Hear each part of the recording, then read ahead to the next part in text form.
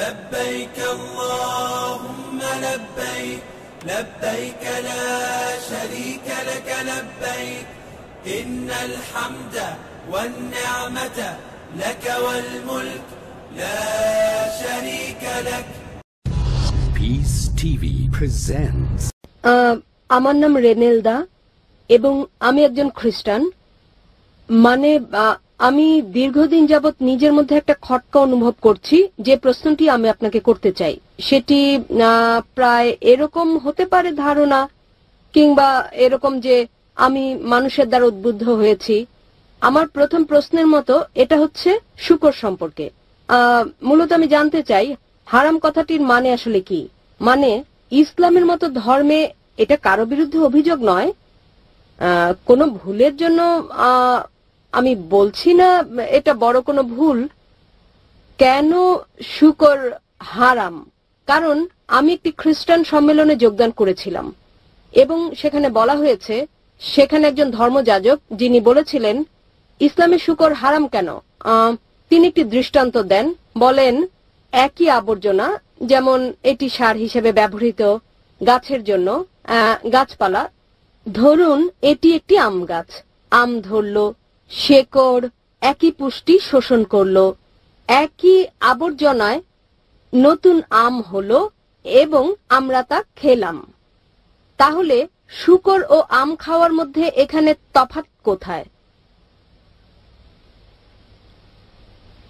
বোন একটা প্রশ্ন করলেন যে হারাম কথাটির মানে কি এবং শুকর কেন হারাম ইসলামে।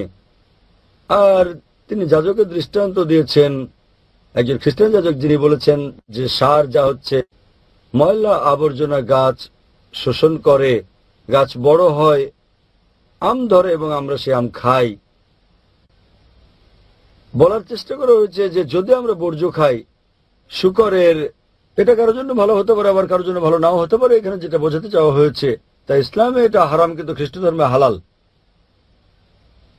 বোন, প্রথমে আপনাকে আমি হারাম কথাটির মানে বলবো। মানে নিষিদ্ধ, মানে বারণ আছে। ইসলামে হারাম মানে হচ্ছে নিষিদ্ধ, তার মানে বারণ আছে। আমি প্রথমে আপনার যাজকের প্রশ্নের জবাব দেবো, পরে আমি আসল কারণটা বলবো কেন শুকর হারাম। যাজক দৃষ্টান্ত দিয়েছেন যে সার, ধরুন ময়লা আবর্জনা গাছের জন্য ভালো এবং গাছ বড় হয়, তারপর যখন আম ধরে এবং আমরা সেই আম খাই। বলার চেষ্টা করা হয়েছে যে হতে পারে এটা হারাম মুসলিমদের জন্য, তবে খ্রিস্টানদের জন্য ভালো। যদি আপনি তুলনা করেন সার যা মানুষের জন্য আবর্জনা, তা গাছের জন্য ভালো হতে পারে, কারণ গাছপালা ও মানুষ দুটো ভিন্ন জীব, তারা এক নয়, তারা ভিন্ন। কিন্তু ইসলাম ও খ্রিস্ট ধর্মের মানব জাতি একই। আপনারা ভিন্ন ধর্ম পালন করতে পারেন, কিন্তু যা এক মানুষের জন্য ভালো স্বাভাবিকভাবে তা অন্য মানুষের জন্য ভালো, যদি না তার নির্দিষ্ট কোনো সমস্যা থাকে। উদাহরণস্বরূপ, যদি তার ডায়াবেটিস থাকে, চিনি তখন তার জন্য ভালো নাও হতে পারে, কিন্তু স্বাভাবিক অবস্থায় চিনি ভালো, এটা আপনাকে দেয় শক্তি। যদি তার কোনো সমস্যা থাকে তাহলে সেটা তার জন্য উপকারী নাও হতে পারে। কিন্তু সাধারণ মানুষের আওতায় যতদূর আসে, সব মানুষের ক্ষেত্রে ভালো মন্দের ব্যাপারটা একই রকম। সুতরাং আপনি এই দৃষ্টান্ত দিতে পারেন না সার কারোর জন্য ভালো, কারোর জন্য ভালো নয়। আমাদের যা করতে হবে, আমাদেরকে গাইডের কাছে যেতে হবে। গাইড আমাদের কি বলে এবং আমরা বিশ্লেষণ করার চেষ্টা করব গাইড আমাদের কি বলে। খ্রিস্ট ধর্মের গাইড হচ্ছে বাইবেল, ইসলামের গাইড হচ্ছে কোরআন। যখন আমরা কোরআন পড়ি, অন্তত 4টি ভিন্ন জায়গায় যেখানে কোরআন বলছে শুকর খাওয়া নিষিদ্ধ। আল্লাহ কোরআনে বলেছেন সূরা বাকারা অধ্যায় নম্বর 2 আয়াত নম্বর 173, সূরা মাইদা অধ্যায় 5 আয়াত নম্বর 3, সূরা আনাম অধ্যায় 6 আয়াত নম্বর 145 এবং সূরা নাহল অধ্যায় 16 আয়াত নম্বর 115। তোমাদের জন্য নিষিদ্ধ করা হয়েছে মৃত মাংস, রক্ত, শূকরের মাংস এবং আল্লাহর নাম ব্যতীত অন্য কারো নামে উৎসর্গ করা খাদ্য। তাহলে এখানে কোরআনে বলা হয়েছে 4টির কম জায়গায় নয় যে শূকরের মাংস খাওয়া, পোর্ক নিষিদ্ধ। অনুরূপভাবে আপনি যদি বাইবেল পড়েন, বাইবেলের অন্তত 3টি জায়গায় বলা হয়েছে শূকরের মাংস খাওয়া নিষিদ্ধ। বাইবেলে বলা হয়েছে বুক অব লেভিটিকাস অধ্যায় নম্বর 11, অনুচ্ছেদ 7 ও 8, তোমরা শূকরের মাংস খাবে না, না এর দেহ স্পর্শ করবে, এটা তোমাদের জন্য হালাল নয়। একই বার্তা দেওয়া হয়েছে বুক অব ডিউটেরোনমিতে অধ্যায় নম্বর 14 অনুচ্ছেদ 8, শূকরের খুর বিভক্ত নয় এবং একে তোমরা বেছে নিও না এবং এটা তোমাদের জন্য হালাল নয়। একই কথা বলা হয়েছে বুক অব আইজায়া অধ্যায় 65 অনুচ্ছেদ 2 থেকে 5, তোমরা শূকরের মাংস খেও না। তাহলে বাইবেলে অন্তত 3টি ভিন্ন জায়গায় বলা হয়েছে যে তোমরা শূকরের মাংস খাবে না, এবং যীশু খ্রিস্ট তারপর শান্তি প্রচারক বলেছেন গসপেল অব ম্যাথিউ অধ্যায় নম্বর 5 অনুচ্ছেদ 7 থেকে 20, ভেবো না যে আমি নিয়ম ভাঙতে বা নবীদের ধ্বংস করতে এসেছি, আমি ধ্বংস করতে আসিনি বরং পূর্ণ করতে এসেছি। কেউ যদি একটি হিতোপদেশ ভঙ্গ করে তাকে স্বর্গরাজ্যে ডাকা হবে না। তার মানে যদি আপনি ওল্ড টেস্টামেন্টের একটি নিয়ম বিন্দু পরিমাণও ভঙ্গ করেন আপনি জান্নাতে প্রবেশ করবেন না।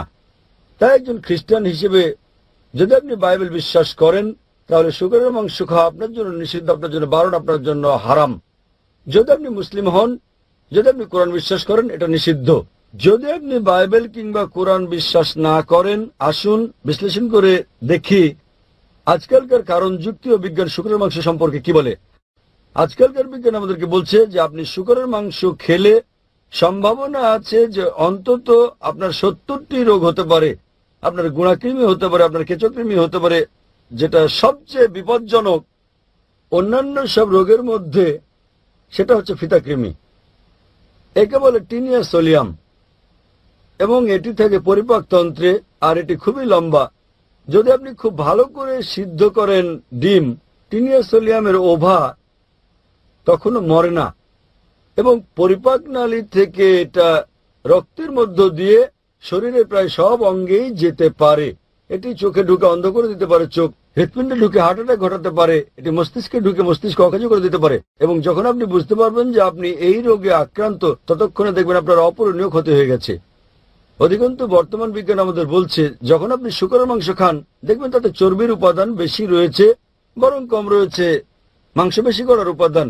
সেই কারণেই শূকরের মাংস যারা নিয়মিত খায় তাদের বেশিরভাগেরই ভরি বড়, তারা মোটাসোটা। বর্তমান বিজ্ঞান আমাদের বলছে যে শূকরের মাংস খেলে তাদের বেশি সম্ভাবনা থাকে অ্যাথেরোক্লোসিস হওয়ার। অ্যাথেরোক্লোসিস আজকাল বিজ্ঞান আমাদের বলছে যে যদি আপনি নিয়মিত শূকরের মাংস খান আপনার উচ্চ রক্তচাপ হতে পারে। সেজন্য বর্তমানে 50%-এর বেশি আমেরিকান তারা উচ্চ রক্তচাপে ভুগছে, কারণ তাদের বেশিরভাগই শূকর খায়। বর্তমান বিজ্ঞান এটা বলছে যে পৃথিবীর বুকে সবচেয়ে নোংরা প্রাণীর অন্যতম হচ্ছে শূকর। যেখানে আপনি ময়লা আবর্জনা দেখবেন সেখানে শূকর দেখতে পাবেন। বর্তমান বিজ্ঞান এও বলছে যে শূকর পৃথিবীর সবচেয়ে নির্লজ্জ প্রাণীগুলোর অন্যতম। শূকর বর্তমানে পৃথিবীর বুকে সবচেয়ে নির্লজ্জ প্রাণীগুলোর অন্যতম প্রাণী। এরা উপভোগ করে এটা দেখে যে স্বামী স্ত্রীকে, নিজ সহচরকে বন্ধুর সঙ্গে যৌনাচারে দেখে। পাশ্চাত্যের দেশগুলোতে আমরা ডান্স পার্টি দেখতে পাই। ডান্স পার্টির পর স্ত্রী বদল করে নেয় তারা। তুমি আমার স্ত্রীর সঙ্গে ঘুমাবে, আমি তোমার স্ত্রীর সঙ্গে ঘুমাবো। আপনি এটাকে ভদ্রতা ভাববেন? এবং একটা বৈজ্ঞানিক বিষয় আছে যে শূকর খেলে শূকরের মতো আচরণ করে থাকে।